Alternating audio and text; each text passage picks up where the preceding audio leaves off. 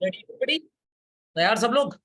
चलिए, तो last class में हमने ये पढ़ लिया था कि मैनेजमेंट एक कला है और मैनेज करने वाला बहुत बड़ा कलाकार। चलिए, अब देखते हैं कि मैनेजमेंट आइंस्टीन से कुछ लेना देना रखता है या नहीं। तो अपनी कॉपी ओपन कर लीजिए फास्ट, जल्दी से स्क्रॉल डाउन कर लेते हैं। ये सब चीजें हम पढ़ चुके थे और आज हमको पढ़ना है कि भाई मैनेजमेंट साइंस है कि नहीं। और सबसे बड़ी चीज एक रिपीट फिर से कर रहा हूं, anything which is based on set instruction, set rules, set format, preset होता है जो, इट इज साइंस।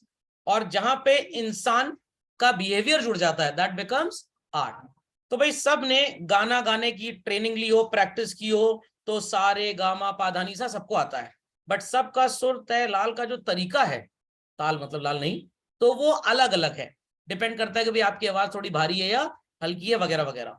तो that is the difference between science and art. तीन बातें थी जो आर्ट में होनी चाहिए और वो मैनेजमेंट में भी हैं, तो वी कैन डेफिनेटली से कि मैनेजमेंट इज एन आर्ट। अब देखें इस पे Newton, Boyle's law, Charles law जैसा कुछ अप्लाई होता है कि नहीं। तो everybody is suppose to put the heading in their copies, management is science और नॉट। Be quick, let. तो भाई आप साइंस किस चीज को बोलेंगे? हर वो चीज जो सिस्टमैटिक हो, आई रिपीट, जो सिस्टमैटिक हो। आपने देखा होगा आरओ वाटर प्यूरिफायर होता है, जैसे ही वाटर का लेवल एक पर्टिकुलर अमाउंट से नीचे चला जाता है, व्हाट स्टार्ट्स? रीफिलिंग स्टार्ट हो जाती है उसके अंदर। तो इट इज साइंटिफिक या उसके कान में आपको कुछ बोलना पड़ता है? It is scientific basically. और आप कितनी भी एक पर्टिकुलर कंपनी की आरओ वाटर प्यूरिफायर मशीन ले लें, अगर 10 लीटर कैपेसिटी है तो उसमें हर पे लेवल सेट होगा कि 2 लीटर के नीचे ऑटोमेटिकली उसका रिफिलिंग सिस्टम स्टार्ट हो जाएगा। तो ये कंपनी टू कंपनी डिफर कर सकता है, बट एक कंपनी के जितने भी मॉडल्स होंगे वहां पे ऐसा कोई डिफरेंस नहीं आएगा। तो it is based on a particular system as such. Tailor से कपड़ा स्टिच करवाएंगे तो it's an art, but machine से जब कपड़ा स्टिच होता है तो वो आर्ट नहीं होती, देन इट बिकम्स साइंस, क्योंकि उसका मेजरमेंट मशीन के हिसाब से होगा। टेलर तो 2-3 mm ज्यादा भी कपड़ा काट सकता है और 2-3 mm कम भी काट सकता है। समझ में आई बात? So that explains general truths और ऑपरेशन ऑफ जनरल लॉज। अगर मैं आपसे बोलूं कि वाटर कितने डिग्री सेंटीग्रेड पे अपना फॉर्म चेंज कर देगा, सिंपल सा साइंस है, कितने डिग्री सेंटीग्रेड पे फॉर्म चेंज कर देगा बच्चों? चलिए, कुछ लोग एक आंसर दे पा रहे हैं, डर रहे हैं बेचारे, पता नहीं किस चीज का डर है। 0 डिग्री सेंटीग्रेड से नीचे गया या 0 पे ही स्टार्ट हो जाता है व्हाट? और 100 डिग्री सेंटीग्रेड से ऊपर गया या 100 तक ही पहुंचा, it gets converted into steam. Am I correct to this? ये बात सबको समझ में आ गई? पक्का? क्या ऐसा होता है कि इंडिया में 100 डिग्री पे स्टीम बनेगी, अलास्का पे 105 डिग्री में बनेगी? बट हो सकता है वाटर को बॉईल करने के लिए अलास्का जैसी ठंडी जगह पे 100 डिग्री सेंटीग्रेड पहुंचने पे 2 आवर्स लग जाए।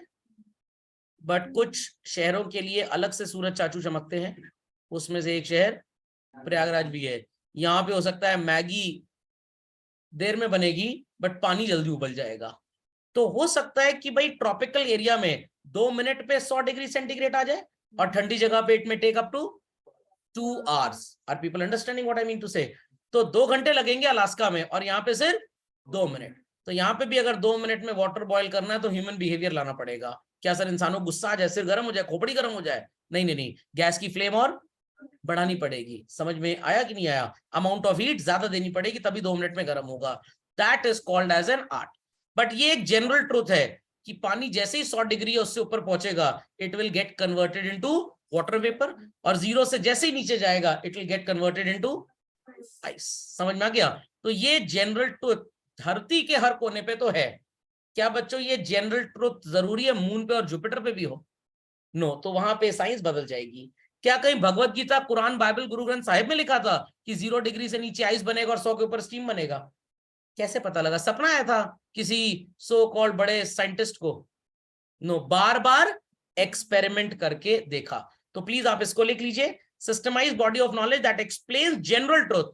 तो जनरल ट्रुथ कैसे जनरल साबित हुआ? बार बार इन चीजों को हमने एक्सपेरिमेंट करके देखा। डेंसिटी का कॉन्सेप्ट सबको याद होगा, आर्किमिडीज चाचू ने बनाया था। जिस भी ऑब्जेक्ट की डेंसिटी, वाटर या जिसमें भी उसको हम इनपुट कर रहे हैं, ज्यादा होगी अगर ऑब्जेक्ट की डेंसिटी, वो सिंक कर जाएगा, कम होगी तो ऊपर फ्लोट करेगा, और बराबर होगा तो सर ब्रिटानिया 50-50। बात समझ में आ रही है?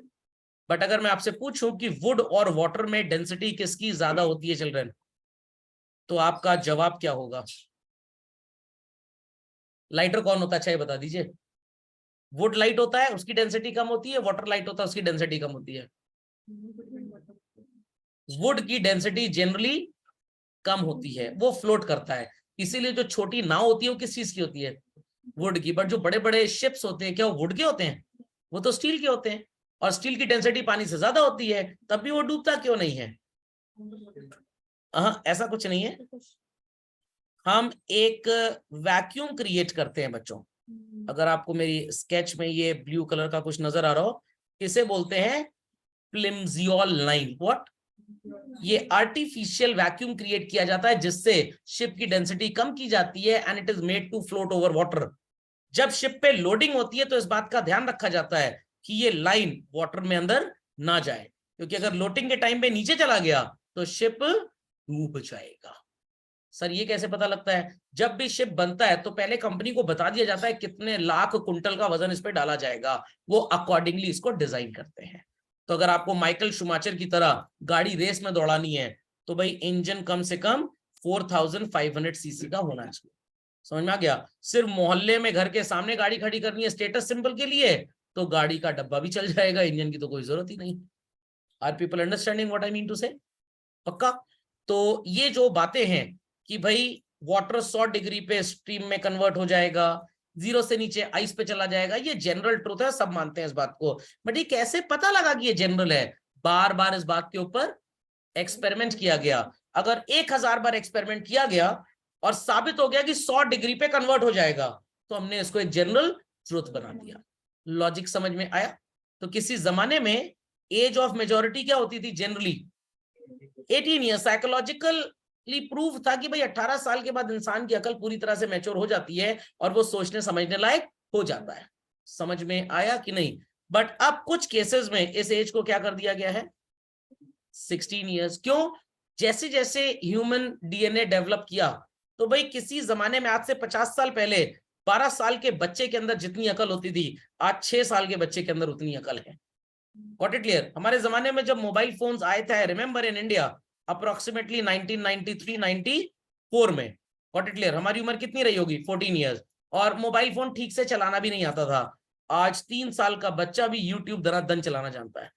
उसको पढ़ना लिखना नहीं आता है, एबीसीडी नहीं जानता है, बट उसको वो सिंबल नजर आता है कि कहां से मैं होम पे जाऊंगा, कहां से मैं सब्सक्राइब पे जाऊंगा, कहां से वीडियो प्ले होगा और कहां पे वीडियो स्टॉप होगा। तो लेवल ऑफ इंटेलिजेंस बढ़ गया। तो अगर आपके घर में शुरू से एक 4 व्हीलर कार थी तो शायद आप 12 साल की उम्र में उसको चलाना सीख जाएंगे। बट अगर आपके खानदान में साइकिल ही नहीं थी तो आपको लगेगा ये भी बड़ी एंटीक चीज है, हमारे पास होनी चाहिए थी जरूर।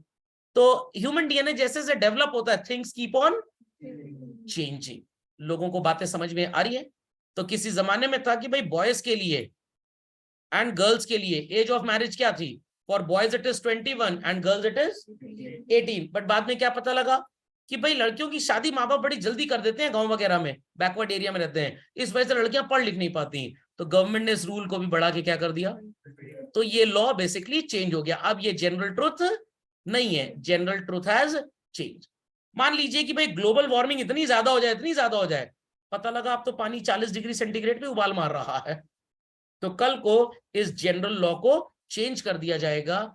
इसको 100 डिग्री सेंटीग्रेड से हटा के क्या किया जाएगा?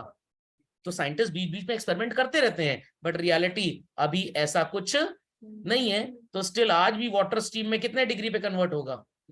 तो हर वो चीज जो सिस्टमैटिक है, जो जनरल ट्रूथ है, जिसको बार बार एक्सपेरिमेंट किया गया और पाया गया कि नहीं ये तो ऐसे ही काम कर रहा है, तो ये एक लॉ ऑफ नेचर बन जाता है। समझ में आया? बट इस लॉ को वो हाईकोर्ट वाले लॉ से कंपेयर मत करिएगा, वो भी लॉ है but that's a different type of law. वो एब्स्ट्रैक्ट नहीं है, वो बिहेवियरल है। साइबर लॉ 50 साल पहले होता था, इंटरनेट ही नहीं था तो उसकी जरूरत नहीं थी, इंटरनेट आया तो साइबर लॉ की जरूरत पड़ गई हमको। बातें समझ में आ गई? अच्छा लगे तो लाइक कर दीजिएगा जब अपलोड होगा। तो साइंस के फीचर्स क्या होते हैं भाई? It should be based on experimentation. 4 लोगों ने खाना खाया जिसमें से एक की तबीयत खराब हो गई and 3 were almost fine and well. बच्चों खाना खराब था या उस इंसान के डाइजेस्टिव सिस्टम में कोई प्रॉब्लम थी? क्योंकि अगर खाना खराब होता तो शायद ये सबको इफेक्ट करता, बट हमने इसका टेस्ट 10,000 लोगों पे किया और हमको रिजल्ट यही मिला, 25% की तबीयत खराब होती है, 75% सही रहते हैं। तो 4 में से 3 की तबीयत अगर सही और 1 की खराब हो तो मान सकते हैं खाने में खराबी नहीं थी। बट अगर यहां पे भी ऐसा हो रहा है, दाल में कुछ खराबी है, कुछ गड़बड़ है, तो हम बोलेंगे कि खाने में गड़बड़ी है, because it is based on experimentation.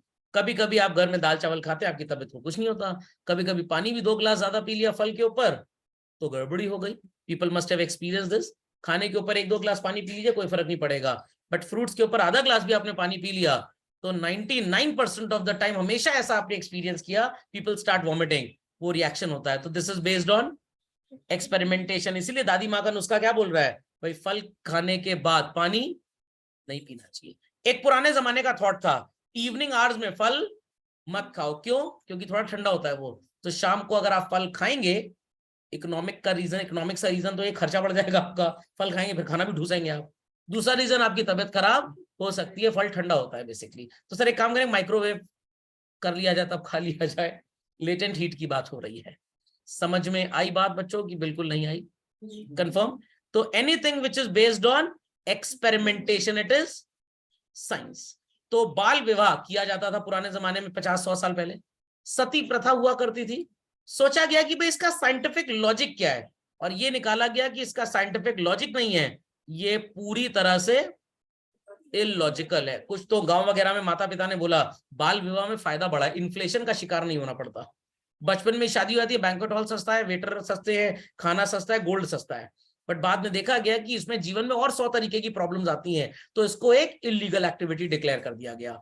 तो this is also based on experimentation. तो आपने मोहल्ले में 10 लोगों से बोला कोविड की वैक्सीन लगवा लो, 10 में से सिर्फ 2 लोग तैयार हुए, बाकी 8 तैयार, और जिसने जिसने वैक्सीन लगवाई 99% इट इज ऑब्जर्व्ड कि उनकी मौत नहीं हुई। समझ में आ गया? मान लीजिए 1000 के 2 ग्रुप थे, तो पहले वाले 1000 में सब वैक्सीनेट हो गए और पता लगा 96% लोग जिंदा हैं और बाकी 4% टैया हो गए, और यहाँ पे 96% टैया हो गए। अब बचे कितने? भाई एक्सपेरिमेंट ही हो गया अभी एक तरह का। तो वैक्सीन लगवाना इज गुड और बैड? और फ्री में लग रही है, कौन पैसा लग रहा है, लगवा लीजिए, MUX more than PX। Understanding और नॉट? तो मैंने तो यही सोच के वैक्सीन लगवाई थी, पैसे तो लग नहीं रहे हैं। Understood this? तो anything which is based on experiment is a science. नमक बढ़ाएंगे डिश बेकार हो जाएगी, घटाएंगे तो अच्छी हो जाएगी, हर बार ऐसा होता है। It is what? It is based on experimentation. तो इस बस की सवारी याद रखिएगा, कभी गलती नहीं करेंगे। चलो आगे। Second children, it should have universal applicability. अब हमारे देश में पानी 40 डिग्री में बॉयल होता है और स्टीम में कन्वर्ट हो जाता है, अलास्का में 100 डिग्री में होता है, तो क्या हम इसे साइंस बोलेंगे? नो, क्योंकि इसका एप्लीकेशन हर जगह नहीं है। तो यूनिवर्सल का मतलब पूरे यूनिवर्स में जनरली 2-4% चेंजेस अगेन आ सकते हैं। अब आपने बर्फ रखी और बॉयल होने में इसको 1 घंटा लग गया और ये वेपर्स में कन्वर्ट हो गया, स्टिल 100 डिग्री पे ही कन्वर्ट होगा। सर हमने मीटर डाला हुआ था ना, 102 101.5 दिखा रहा है, वो हो सकता है आपके मीटर में गड़बड़ी होगी। टेम्परेचर पूरे भगोने में तो एक जैसा होगा नहीं, एट द बेस ज्यादा होगा और ऊपर कम होगा। समझ में आ गया?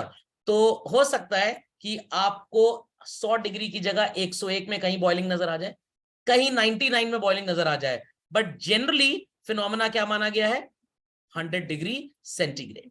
किसी को 102 डिग्री फीवर होता है, वो अपनी दिनचर्या ठीक से चलता है, कोई बेचारा 101 में टाइम टाइम फिस हो जाता है, डिपेंड करता है बॉडी स्ट्रक्चर पे।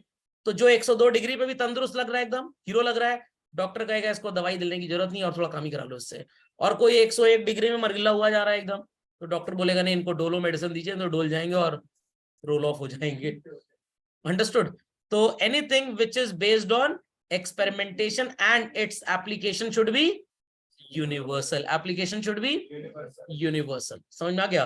तो अगर बहस हो रही है कि भाई ऑनलाइन क्लास या ऑफलाइन क्लास, अब लोग बोलेंगे कि भाई अगर कनेक्टिविटी अच्छी है तो आप चाहे ऑनलाइन पढ़िए चाहे ऑफलाइन पढ़िए, hardly it makes any difference. Logic समझ में आया कि बिल्कुल नहीं आया?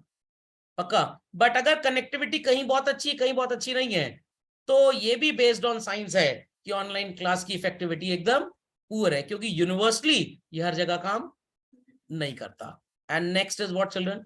Systemised body of knowledge. मतलब थोड़ी सी अकल होनी चाहिए, थोड़ी पढ़ाई लिखाई करनी चाहिए। तो ये तो आर्ट में भी था, ये तो आर्ट में भी था। बट जो प्रैक्टिसेस एक चाय की दुकान पे फिट बैठ रही है, मुन्ना चाय वाले की बिक्री दिन दुगनी शाम चौगनी, रात ऑक्टाकोर या भोर में सुपर नैनोकोर हो रही है, क्या जरूरी है कैफे कॉफी डे में भी ये काम करेगा? नो। तो जो चीज यूनिवर्सली एप्लीकेबल है, इट्स अ साइंस। क्या जरूरी है रतन टाटा जी की बिजनेस प्रैक्टिसेस से अगर टाटा सन्स तरक्की कर रहा है तो मेरा बिजनेस भी तरक्की करे? ये जरूरी नहीं है, क्योंकि हमारे पास वैसा माहौल नहीं है। क्या जरूरी है रिलायंस जैसे तरक्की कर रहा है एलन मस्क भी वैसे ही तरक्की करे? नो। तो इन मैनेजमेंट गुरुज या मैनेजमेंट के लोगों के जो थॉट्स हैं, जो आइडियोलॉजीज हैं, जो काम करने का तरीका है, वो यूनिवर्सली अप्लाई नहीं होता है। आई रिपीट चिल्ड्रन, वो यूनिवर्सली अप्लाई नहीं होता है। तो क्या हम इसे साइंस बोल सकते हैं? चलिए बाकी बातें आगे हो जाएगी, सबसे पहले इसको अपडेट कर लीजिए क्विकली। सबको ये बातें समझ में आ गई? तो साइंस होने के लिए 3 चीजें और आर्ट होने के लिए 4 पढ़ी थी आपने। चलिए let's continue further. So developed through observation and then tested through repeated experimentation. 1000 employees के 2 ग्रुप्स बनाए गए बच्चों। कितने हजार एम्प्लॉइज के? तो टोटल ऑर्गेनाइजेशन में 1000 एम्प्लॉइज थे। 500 का एक ग्रुप बनाया गया और 500 का एक ग्रुप बनाया गया। समझ में आ गया? ये 500 जब ऑफिस लेट आते हैं तो हम इनके ऊपर फाइन लगाते हैं, और ये 500 में से जो भी लोग हैं 100-200 लेट जो आते हैं, हम इनको मोटिवेशनल लेक्चर देते हैं। समझ में आ रही है बातें? ऑब्जर्व ये किया गया, जो लेट आ रहे हैं जिनके ऊपर फाइन लगाया गया, इनकी प्रोडक्टिविटी कम थी, और जिनको मोटिवेशनल लेक्चर दिया गया उनकी प्रोडक्टिविटी ज्यादा थी। समझ में आ गया? मम्मी ने झाड़ू वाली से बोला तुम झाड़ू ठीक से नहीं लगाते, और घुमा कान के नीचे 2 लगा दिया। क्या करेगी? कल से नौकरी छोड़ के वो चली जाएगी, 4 लोग को भड़काएगी, और आपके यहाँ झाड़ू आप ही को लगाना पड़ेगा फिर। और मम्मी ने उसे समझाया भाई झाड़ू नहीं ऐसे लगाओ, ऐसे नहीं वैसे लगाओ, तो वो नौकरी छोड़ के नहीं जाएगी। तो अल्टीमेटली ये हरकतें सर कौन करता है? ये हरकतें काफी पढ़े लिखे रिसर्चर्स करते हैं। और हमारे बिजनेस स्टडीज के सिलेबस की बात करें या मैनेजमेंट की बात करें, तो 2 रिसर्चर्स बहुत बड़े पाए गए हैं इस दुनिया में। रिसर्च तो बहुतों ने की होगी, बट 2 का नाम बहुत बड़ा है। पहले थे बच्चों, सर कपड़ा सिलते थे क्या ये? FW टेलर, इनका फुल फॉर्म नाम बता सकते हैं? Frederick Winslow Taylor. और दूसरे थे हेनरी फेयोल। समझ में आ गया? अभी कोरिलेशन भी करेंगे अगले चैप्टर इनका, इनकी आत्मा इनके अंदर, इनकी आत्मा इनके अंदर। तो ढेर सारे लोगों ने रिसर्च की मैनेजमेंट थॉट्स पे। एक बहुत खिलाड़ी टाइप के प्रोफेसर थे जिनका नाम था फिलिप कोटलर। सर ये कोटा में पैदा हुए थे क्या और फिलिप्स की कंपनी में काम करते थे? इन्होंने मैनेजमेंट की बड़ी पढ़ाई की, मैनेजमेंट के ऊपर बड़ी स्टडी की, और ये पाया कि हम अगर सो एंड सो ये 5-10 काम करें तो हमारा मैनेजमेंट मार्केटिंग से रिलेटेड बहुत ज्यादा तरक्की करेगा और बिजनेस कभी डाउनफॉल पे नहीं जाएगा।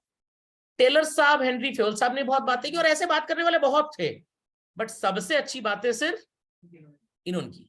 जैसे हम सिखिज्म की बात अगर करते हैं, I am not being religion biased, अगर सिखिज्म की बात करें तो बहुत गुरु थे, बट सबसे ज्यादा गुरु गोविंद सिंह को याद किया जाता है। गुरु गोविंद सिंह जी को क्यों? भैया तो फर्स्ट थे, सेकंड थे वगैरह, जो भी प्रेसिडेंट तो इंडिया में बहुत बने, बट जो स्ट्राटा, जो स्टेटस एपीजे अब्दुल कलाम जी का था, क्या और किसी का था? नो। फाइनेंस मिनिस्टर इंडिया में बहुत आए होंगे, बट मनमोहन सिंह जी का जो फाइनेंस का स्ट्रक्चर था, क्या और किसी का था? नो। तो भाई स्कूल में ढेर सारे बच्चे पढ़ते हैं, बट टीचर याद कुछ ही लोगों को रख पाता है। समझ में आया कि नहीं आया? घर में बच्चे ढेर सारे होते हैं, बट यूनिक उसमें से कोई 1-2 ही होंगे, जोकर टाइप तो सभी होते हैं। तो ढेर सारे लोगों ने मैनेजमेंट की पढ़ाइयां की, बहुत कुछ किया। इन 2-4 लोगों ने ही मैनेजमेंट के ऊपर सबसे ज्यादा एनालिसिस किया, और इन्होंने ऐसी थ्योरीज बनाई, तो उसमें आपको ढेर सारे भी प्रिंसिपल्स मिलेंगे। तो यही बोलते हैं, और ये ऐसे ही रिसर्च किया जाता है बेसिकली। समझ में आ गई बात? मान लीजिए भाई आपके पर्टिकुलर स्कूल में लेट अस से 5000 स्टूडेंट्स आर स्टडिंग, आपने दो तरह के बच्चों के ऊपर रिसर्च किया, जो रेगुलरली स्कूल अटेंड करते थे और जो रेगुलरली एब्सेंट होते थे।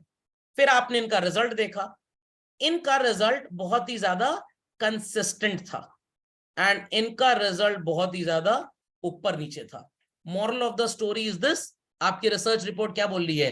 कंसिस्टेंसी जितनी ज्यादा होगी स्कूल में, पढ़ाई करने में समस्या उतनी कम आएगी, रिजल्ट उतना ज्यादा स्टेबल होगा। Are people understanding what I mean to say? Confirm? तो क्यों वैक्सीनेशन के लिए कोविड टाइम में गवर्नमेंट ने आरोग्य सेतु ऐप बनाया कि भाई लोग उस पर अपना रजिस्ट्रेशन कराएं, तो हमको पता लगे कि रजिस्ट्रेशन कराने के बाद, इंजेक्शन लेने के बाद, वैक्सीनेशन के बाद आपकी तबियत पे क्या असर पड़ रहा है। तो उसके बाद रिसर्चेस हुई ढेर सारी, हर सेक्टर में रिसर्च हुआ, लोगों के बिजनेसेस डाउन पे जा रहे थे, पैसा कहां से आएगा? फाइनेंस की इंडस्ट्री की सबसे बड़ी रिसर्च, जितना गोल्ड लोन बैंक्स ने कभी नहीं दिया, सबसे ज्यादा gold loan was given during Covid period. लोगों की कमाई दी नहीं, उन्होंने गोल्ड गिरवी रखा बैंक में और बैंक से खर्चे पानी के लोन ले लिया। समझ में आ गया?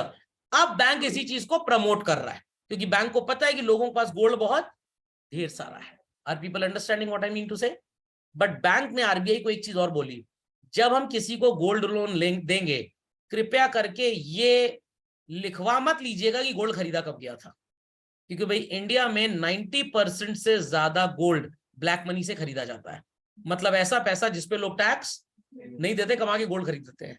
जब आप गोल्ड लोन लेने जाएंगे, अपना गोल्ड गिरवी रखेंगे और बैंक का जरा फॉर्म में लिखिए गोल्ड कब खरीदा गया था, इस गोल्ड की रसीद लेके आइए, शायद गोल्ड लोन लेने वाले 4% भी लोग हमारे देश में नहीं बचेंगे। ये भी पार्ट ऑफ द रिसर्च है, part of the research. What it clear कि अनऑर्गेनाइज्ड कंट्री में सेक्टर है, गोल्ड है, बट व्हाइट मनी से खरीदा गया, ऐसे पैसे से खरीदा गया जिसपे हमने सरकार को टैक्स नहीं दिया है। अगर ये चीज सरकार सबसे पूछने लगेगी, मतलब आपने बिना टैक्स दिए अपनी कमाई को गोल्ड में इन्वेस्ट कर दिया, तो 20% तो हम ले जा रहे हैं आपका, क्या लोग बैंक जाएंगे गोल्ड के लिए, गोल्ड लोन के लिए? सॉरी, नहीं जाएंगे। तो ये researches basically time to time चलती रहती है। समझ में आई बात की बिल्कुल नहीं आई बात? समझ गए? शैल आई प्रोसीड फर्दर चिल्ड्रन? तो this is developed through observation and repeated experimentation. तो एक बार सपने में आ गया कि 100 डिग्री पे पानी हवा में कन्वर्ट हो जाता तो मान ले? बिल्कुल भी नहीं। 1, 2, 4, 10 ने हजारों बार रिसर्च किया होगा, और जब रिसर्च की, लोगों के सामने परफॉर्म किया और प्रूव हो गया कि 100 डिग्री पे गेट्स कन्वर्टेड, तो बन गया कि भाई ये एक जनरल ट्रुथ होगा। यहाँ पे एग्जांपल भी आपको ये मिलेगा, water boiled at 100 degree converts into vapours. बातें समझ में आ गई? What is based on experimentation?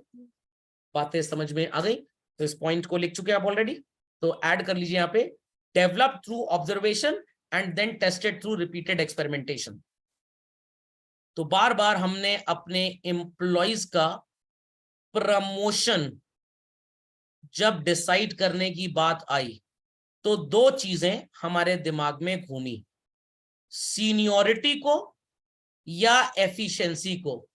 क्या पैरामीटर रखा जाए? जो बूढ़े मैनेजर्स होंगे वो सोचेंगे, बूढ़े मैनेजर मतलब 40-45 साल वाला, जिसको किसी को प्रमोट करना है, कहेगा give priority to senior. Adar Poonawalla ji क्या कहेंगे? बाढ़ में गया सीनियर बुढ़ा गुजर काम करना जानता नहीं है, give priority to the efficient ones. तो साइंटिफिक मैनेजमेंट बोलता है कि भाई एफिशिएंट इंसान को प्रमोट करो, सीनियरिटी से लेना देना नहीं है। Does it happen in case of every government officer? Senior officer का प्रमोशन पहले होगा और एफिशिएंट ऑफिसर का, ऐसा गवर्नमेंट ऑफिसर्स में चलता है। बट क्या प्राइवेट कंपनीज में भी ऐसा होता है? इवन डिफेंस में ऐसा नहीं होता। 500 लोग अगर लेफ्टिनेंट बन गए एक साथ, क्या सारे के सारे चीफ ऑफ डिफेंस स्टाफ बन जाएंगे, सर्विसेज बन जाएंगे? सॉरी, नो, उनमें से कोई एक होगा। क्या जनरल, कर्नल, कैप्टन सब बन जाएंगे? कोई एक बनेगा। तो सेना में क्या देखा जाता है? एफिशिएंसी। और पुराने घिसे पिटे सरकारी ऑफिसर्स में है सीनियरिटी देखी जाती है। Got it clear? तो साइंटिफिक मैनेजमेंट बोलता है एफिशिएंट एम्प्लॉय को प्रमोट करो, और थंब रूल क्या बोलता है? अंगूठा छाप rule, promote the efficient ones. तो हमने अपनी कंपनी का 20 साल का डेटा निकाला और ये देखा कि जब सीनियर एम्प्लॉय को प्रमोट किया, उसका एफिशिएंसी लेवल ही गिर गया, क्योंकि उसको बिना मेहनत के प्रमोशन मिल गया है। और जब एफिशिएंट एम्प्लॉय को प्रमोट किया गया तो उसका एफिशिएंसी लेवल बढ़ गया। तो टेलर साहब और फेयोल साहब ने थ्योरी बना दी, efficient ones when promoted productivity level goes up, Senior ones when promoted, productivity level doesn't change by what it is expected to. Khopde में बात गई।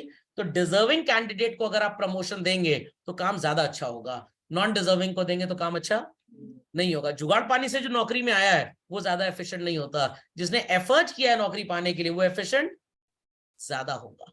विंस्टन चर्चिल साहब ने एक बार मुलाकात की थी जवाहरलाल नेहरू जी से, बहुत पहले 50s में।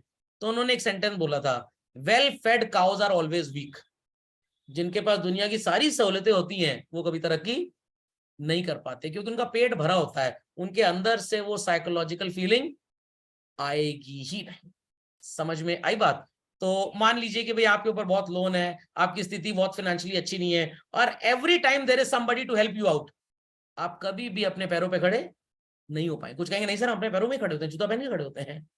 बट अगर आपके सामने प्रॉब्लम्स थी, आपने काफी एफर्ट किया, मेहनत की, पैसे कमाए, तो आपको लगेगा नहीं इट इज माइंड बेसिकली। तो वो एक थंब रूल बन गया, एक वो लॉजिक बन गया। तो ये कहानी समझ में आ गई, develop through observation and then tested through repeated experimentation. पक्का? तो मैनेजमेंट में भी काफी ऐसी बातें हैं जिनको हमने बार बार लोगों के ऊपर रिसर्च किया, और रिसर्च करके यही पता लगा, लेट कमर के ऊपर फाइन लगाओगे वो और बदतमीज हो जाएगा।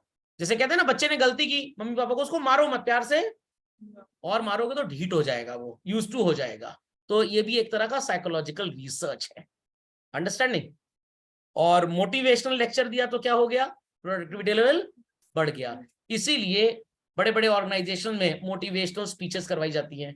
श्री श्री रविशंकर जी को बुला लिया, सदगुरु जी को बुला लिया, वो जब आपको मोटिवेशनल स्पीच देंगे तो your level of productivity will increase. समझ में आ रही है बातें? लिख दिया सब ने ये? चलिए, यूनिवर्सल वैलिडिटी। आपके घर में पानी 100 डिग्री में बॉयल होगा, मेरे घर में 50 डिग्री में हो जाएगा, क्योंकि सर 50 डिग्री आपका गुस्सा। ऐसा कुछ भी नहीं है। मैं डोलो 650 मेडिसिन खाऊंगा, मेरा फीवर 3 दिन में ठीक होगा, मुकेश अंबानी खाएंगे तो 1.5 दिन में ठीक हो जाएगा, वो रईस आदमी है, कैसा होगा? Absolutely not. So example is H2 + O2 मिलाएंगे सर, HO4 होना चाहिए सर, इनको मैथ्स नहीं आती है, क्या हो जाएगा? H2 हो जाएगा, HO2 नहीं होगा एज सच। तो ये पानी बन जाएगा चिल्ड्रन, बच्चों ये पानी बन जाएगा। चलिए, तो ये बातें सबको समझ में आ गई। सो क्या ऐसा है कि हाइड्रोजन और ऑक्सीजन के जब ये बॉन्ड्स मिलेंगे, पानी सिर्फ और सिर्फ आपके घर में बनेगा, हमारे घर में नहीं बनेगा? हर जगह बनेगा ना। तो इस चीज की एप्लीकेबिलिटी पूरी दुनिया में है या सिर्फ हमारे आपके घर में है? ऐसे ही कुछ मैनेजमेंट के थॉट्स होते हैं, कुछ मैनेजमेंट प्रिंसिपल्स होते हैं, उनको भी बार बार टेस्ट किया गया, बार बार टेस्ट किया गया। किसी जमाने में इजिप्ट में लोग जबरदस्ती काम करवाया करते थे बिना पैसा दिए, और उन नौकरों को क्या बोला जाता था? और आज के लोगों को क्या बोला जाता है? एम्प्लॉइज। समझ में आ गया? आपने सुब्रत राय सहारा जी का नाम सुना होगा, वो अपने नाम के आगे सहारा श्री शब्द का इस्तेमाल करते थे। हर कंपनी का बॉस अपने आप को बोलता है कि मैं क्या हूं, इस कंपनी का मैनेजिंग डायरेक्टर। सुब्रत राय सहारा जी कभी आपको मैनेजिंग डायरेक्टर नहीं बोलते थे, अपने आप को क्या बोलते थे? Managing worker. व्हाट? समझ में आ गया? There was a person mister X, he met mister Y, और मिस्टर वाई मिस्टर एक्स का बिजनेस देख के बहुत अच्छा फील करने लग गए, और उन्होंने बोला आपके अंडर में ये जो 500 लोग काम करते हैं ये बहुत बढ़िया तरीके से काम करते हैं। तो एक्स ने कहा ये मेरे अंडर में नहीं काम करते, मेरे साथ काम करते हैं। तो जब ये बात ये 500 एम्प्लॉय सुनेंगे तो क्या होगा इनके अंदर? एक पॉजिटिव फील आएगा या नेगेटिव फील आएगा? सिंपल एज दैट, एक पॉजिटिव फील आएगा। खोपड़े में बात गई कि नहीं गई? समझ में आ गई बात? तो ढेर सारी चीजें हैं जो मैनेजमेंट में लोगों ने बोली, सुनी, कहीं, और जब उनको अलग अलग ऑफिसेज में अप्लाई किया गया, अलग अलग ऑर्गेनाइजेशन में थोपा गया, पता लगा कि रिजल्ट्स हमारे एक जैसे ही आ रहे हैं। तो इन चीजों की यूनिवर्सल वैलिडिटी है। Okay, any queries children? Any queries? Sorry, इसको मैं गायब करना भूल गया। हाँ, अब इसको कॉपी करिए आप, कॉपी दिस चिल्ड्रन। कोई क्वेरी है तो प्लीज आस्क। मेरा पानी का फॉर्मूला ठीक कर लीजिए, ये सही है। हाँ ये सही है, गलत लिख गया था, फॉर्मूला ठीक कर लीजिए। चलिए, तो ये बात सबको समझ में आ गई? तो मैंने जूम को 1 नहीं, 2 नहीं, 4 नहीं, 5 नहीं, 10 बार टेस्ट किया एयरटेल के इंटरनेट कनेक्शन के साथ, और समझ में आ गया ये एकदम बढ़िया चल रहा है। अब ऐसा हमने 10, 20, 50, 100 बार टेस्ट कर लिया, और पता लग गया कि ये बहुत बढ़िया चल रहा है, तो हम इसको एक लॉ बना सकते हैं, zoom when merged with Airtel gives best results. तो कभी कभी आपने देखा होगा कि एयरटेल वाले भी आईफोन बेच रहे हैं, रिलायंस जियो वाले भी आईफोन बेच रहे हैं, और ये बहुत बार कंपनीज ने देखा फॉरेन कंट्रीज में, इंडिया में तो कॉन्सेप्ट नया है अभी, फॉरेन कंट्रीज में देखा गया कि जब टेलीफोन सब्सक्राइबर अपने साथ हैंडसेट बेचता है तो कस्टमर का भरोसा बढ़ जाता है।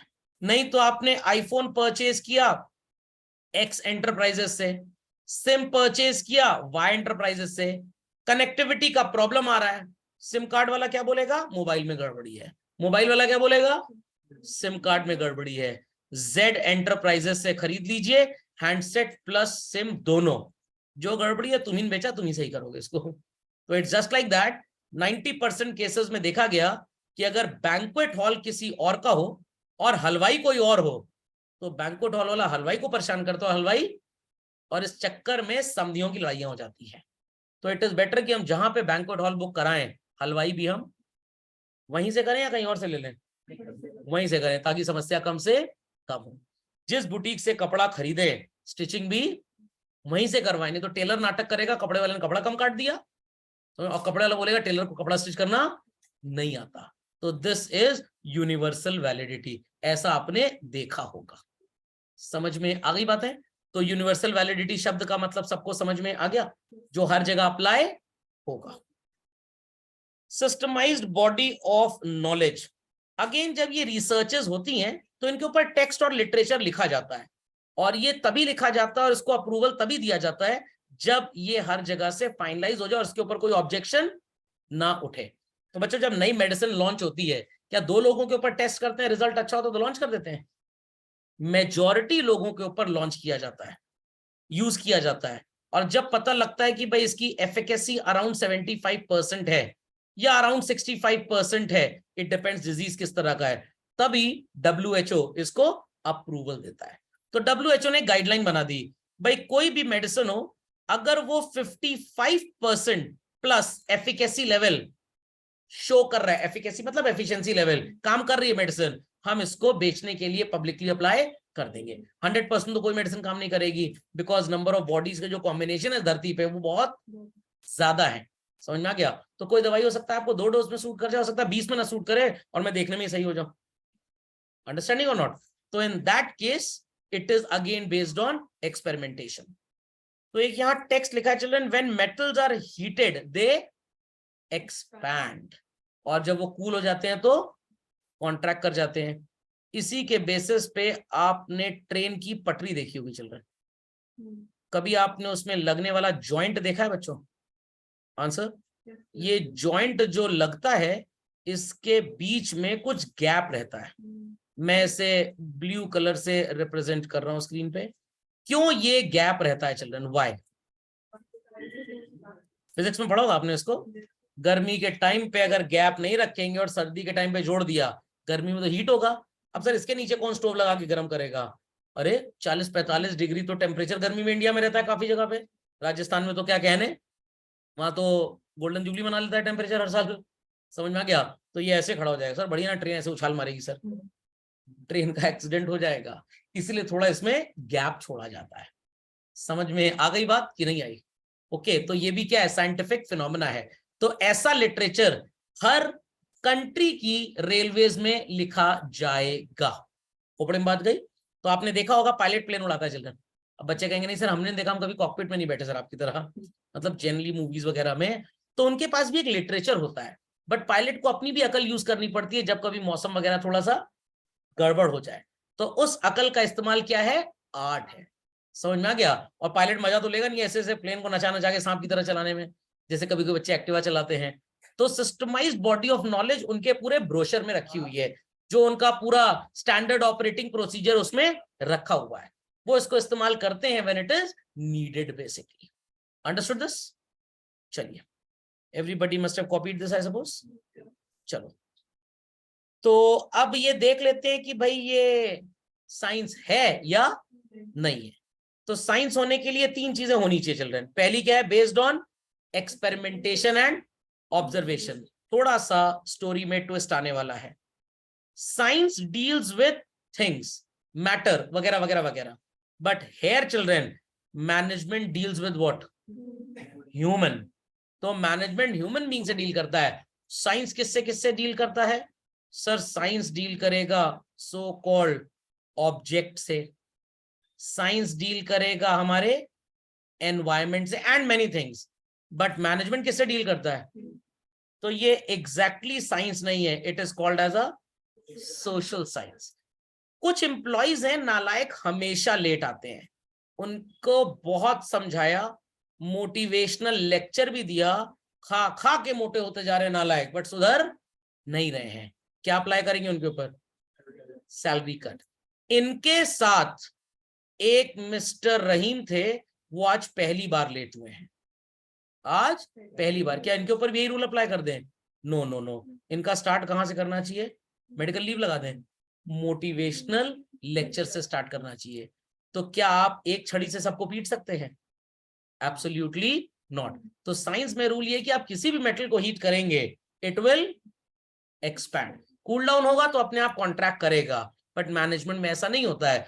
कुछ को आप 2 लाइन डांट दीजिए, गंगा जमुना बह जाती है। कुछ ढीठ टाइप के होते हैं, कितना भी डांट दीजिए 180 डिग्री का एंगल बनाएंगे, देख तरह हंसेंगे। समझ में आ रही है बात कि नहीं? तो आपको हर एम्प्लॉय के साथ अलग बिहेवियर शो करना है, अलग तरीके से बर्ताव शो करना है। सबको आप एक आंख से नहीं देख सकते। सर तभी भगवान ने 2 आंखें दी हैं। Are people understanding what I mean to say? चलिए, तो ये बात समझ में आ गई। तो ये साइंस है कि नहीं है? ये सोशल साइंस है, सोशल साइंस मत बोल दीजिएगा। यूनिवर्सल एप्लीकेबिलिटी नहीं, मैंने पहले ही बता दिया। कैफे कॉफी डे में जो तरीका है बिजनेस करने का बच्चों, क्या मैकडॉनल्ड्स में वो फॉलो करें तो सक्सेसफुल होगा? बिल्कुल भी नहीं। इंसान हॉट कॉफी लेगा, जल्दी से पिएगा, चले जाएगा। इसलिए उन्होंने सोफा वगैरह रखा है। अगर आपने बर्गर शॉप में सोफा रख दिया, वहीं आके पसर जाएंगे, सो भी जाएंगे खाने के बाद। समझ में आ रही है बात कि नहीं? समझ में आ रही है? पक्का? खाने के सामान में क्या वारंटी गारंटी होती है? खाओ, पेट भरेगा, सेटिस्फैक्शन मिलेगा, MUX मोर देन PX होगा, तब पैसा देना। और अगर खाए, ज्यादा खा ली, उल्टी आ गई तो पैसा वापस। बट घड़ी खरीदिए, कार खरीदिए, इसमें थोड़ा सा वारंटी गारंटी आपको मिल जाता है। समझ में आ गया? तो हेयर वी कैन से कि मैनेजमेंट जो है वो हर जगह अप्लाई हो ये जरूरी नहीं है। आई रिपीट, वो हर जगह अप्लाई हो जरूरी नहीं है। तो क्या इस पॉइंट को भी देख के आप बोल सकते हैं कि ये साइंस है? बिल्कुल भी नहीं। अब आप बोलेंगे सर थोड़ी देर पहले आप कह रहे थे लोगों ने प्रिंसिपल मान लागू होते हैं। लागू होते हैं, बहुत जगह लागू होते हैं, बट साइंस तब माना जाएगा जब वो हर जगह लागू होंगे। Money is important for a human being, yes और नो? एक तरफ 100 करोड़ रुपए, एक तरफ पापा मम्मी है, बताइए क्या इंपॉर्टेंट है? अभी तो कहते money is important. Money important है, बट हर जगह इंपॉर्टेंट नहीं है। तो मैनेजमेंट के प्रिंसिपल्स को साइंस बिल्कुल बोलते हैं जब उनकी यूनिवर्सल एप्लीकेबिलिटी होती। जब क्या होती? Universal applicability. एक वर्ड आता है बच्चों मैनेजमेंट में, सुना होगा आपने, व्हाट? प्रोटोकॉल। सुना होगा ना, मोदी जी गए किसी देश में, प्रोटोकॉल तोड़ दिया। सर क्या कोई आम के अचार की डिब्बी तोड़ दिए? Protocol is a set of systematic procedure that is to be adopted. अब मोदी जी अगर किसी देश में जा रहे हैं तो ऑब्वियस सी बात है वहां के प्राइम मिनिस्टर या प्रेसिडेंट ही उनको रिसीव करने आएंगे, कि वो मोहल्ले के कॉर्पोरेटर को भेज देंगे? Got it clear? प्रेसिडेंट या प्राइम मिनिस्टर।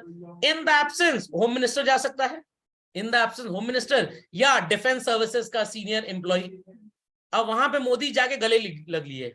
अब ये कहीं नहीं लिखा कि उनको गले लगना है कि हाथ मिलाना है, गले लगना है या हाथ मिलाना है। तो ये हुआ कि भाई जरा अफ्रीका जाना तो गले मत मिलना, वो एकदम हैवी ड्यूटी लोग होते हैं, कि ज्यादा गले मिल लिए तो मन की बात निपट जाओगे मोदी जी वहीं पे। लॉजिक समझ में आया? तो अफ्रीकन थोड़े हैवी ड्यूटी होते हैं। समझ में आई बात कि नहीं? समझ में आई बात? चाइना जाना तो भी गले मत मिलना मोदी जी, अभी हाइट कम हो जाएगी। मैं 1-2 बार चाइना गया था बेसिकली।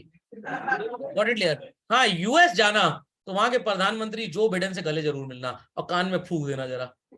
समझ में आया कि नहीं? कि सर की क्लास का वीडियो अपलोड हो जाएगा, सब अमेरिकन को बोल दो कि अंगूठा दिखाएंगे ऊपर वाला, कमेंट भी करेंगे अच्छा अच्छा। समझ में आई बात? समझ में आई बात? तो ये उनकी विजिट में नहीं लिखा है कि वो गले मिलेंगे या सो कॉल्ड पेस्ट्री उनको मुंह में चपोड़ेंगे, ऐसा कहीं नहीं लिखा। बट दे डिड दैट, क्यों? Personal gesture. व्हाट?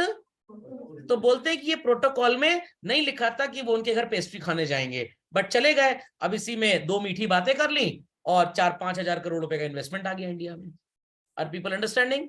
तो जैसे मोदी जी ने दोस्ती बनाई दूसरे देशों के साथ, क्या इंडिया का कोई भी प्राइम मिनिस्टर उससे पहले बना पाया? बनाई, बट इतनी ज्यादा नहीं बनाई। समझ में आ गया? तो इंदिरा गांधी जी के टाइम पे रशिया हमारा बहुत अच्छा दोस्त था, फिर बीच में थोड़ा लड़ाई झगड़ा हो गया क्योंकि 2-4 बच्चे वहां से आए थे, फीस नहीं थे, मैंने निकाल दिया था क्लास से बाहर। अब रशिया से फिर थोड़ी थोड़ी दोस्ती बढ़ गई हमारी, गॉट इट क्लियर? बट अब अमेरिका से भी दोस्ती और बढ़ रही है। तो time to time it changes. तो ऐसा नहीं है कि जो मैनेजमेंट के प्रिंसिपल टाटाज में या अंबानीज में अडानीज में लग रहे हैं वो कैफे कॉफी डे में और मैकडोनल्ड में भी फॉलो हो। Somewhere it is applicable, somewhere it is not. तो एप्लीकेबिलिटी है, eight many places it is applicable, but universal नहीं है। क्या नहीं है? समझ में आई बात की नहीं? आप घर पहुंचे, मम्मी तो भूख लगी है, मम्मी क्या कुछ भी खा लेंगे, लो झाड़ू खा लो। नाउ द वर्ड कुछ भी डजंट मीन कि झाड़ू खाएंगे। द वर्ड कुछ भी मतलब खाने को कुछ दे दो। हाँ, चप्पल भी तुम खाते रहते हो, खा लो फिर आज। बातें समझ में आ रही हैं? तो मैनेजमेंट साइंस तब होता जब ये यूनिवर्सली अप्लाई होता है। 99% जगह अप्लाई होता है मैं मानता हूं, बट 100% जगह अप्लाई नहीं होता। सिस्टमाइज्ड बॉडी ऑफ नॉलेज, हाँ ये होती है, साइंस में भी होती है एज वेल एज मैनेजमेंट में भी होती है। न्यूटन चाचू का प्रिंसिपल है, to every action and reaction there is a systematic, sorry क्या बोलते हैं उसको, to each and every action there is an opposite and equal reaction. ऐसे मैनेजमेंट में भी प्रिंसिपल्स हैं। तो 3 में से कितनी बातें अप्लाई हुई? सिर्फ 1। तो मैनेजमेंट साइंस पूरी तरह से नहीं है। सर कितना है sir? 1/3। It is a social science. What? समझ में आ गया? तो आप दुनिया जान के एमबीए कॉलेज में पढ़ लीजिए, हर जगह सेम सिलेबस पढ़ाया जाता है, हर जगह प्रोफेसर वही एग्जाम्पल देता है, हर जगह लगभग सेम बुक्स यूज होती है, सेम टेक्स्ट यूज होता है, बट कोई अडानी बनता है, कोई अंबानी बन जाता है, और कोई पढ़ लिख के सुंदर पिचाई की तरह नौकरी कर लेता है।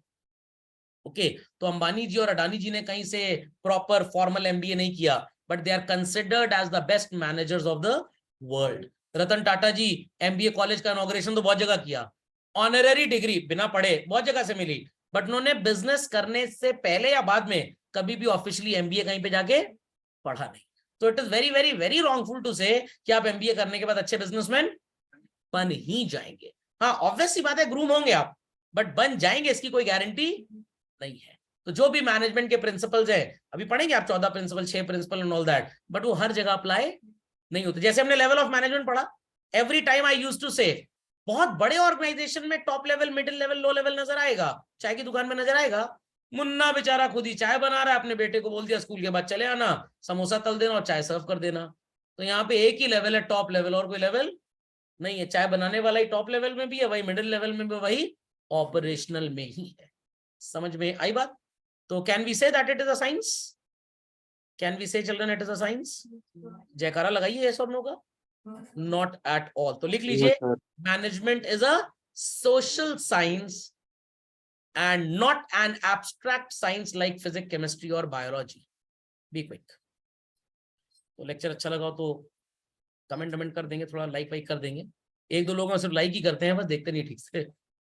लिख दीजिए, management is a social science and not an abstract science like physics, chemistry और बायोलॉजी। चलिए, ये बात साबित हो गई कि मैनेजमेंट पूरी तरह से एक आर्ट है, बट साइंस इनएग्जैक्ट है, सोशल साइंस है। समझ में आ गया? एक ऑर्गेनाइजेशन में वो रूल लगेगा, दूसरे में लगेगा कि नहीं लगेगा ये हम नहीं बता पाएंगे। सर ये प्रोफेशन है कि नहीं, ये एकदम हटके है, इसका साइंस और आर्ट वाले टॉपिक से कोई लेना देना नहीं है, और मैं इसको समरी में आपको अभी बताऊंगा, बाकी अगले लेक्चर में चलेगा। ये कांग्रेस पार्टी क्यों डूब गई, रीजन से वेग था, दे वर नॉट प्रोफेशनल। काफी सीनियर लीडर्स थे जिनको प्राइम मिनिस्टर बनाया जा सकता था, बट सोनिया मौसी क्या बोली, मेरे बेटे को ही बनाओ, अकल हो चाहे ना हो, सीनियर हो चाहे ना हो, जिन्होंने अपना दिन रात पूरी उम्र दे दी, जो डिजर्व करते थे उनको ना बना के मेरे को बनाए। वैसे ही आपके पापा का अरबों खरबों का बिजनेस, पापा ने स्टैंड अप किया उसको, पापा की उम्र 55-56 साल हो चुकी है, turning to be quite old basically, उनके सामने मत बोल देना, गॉट इट क्लियर?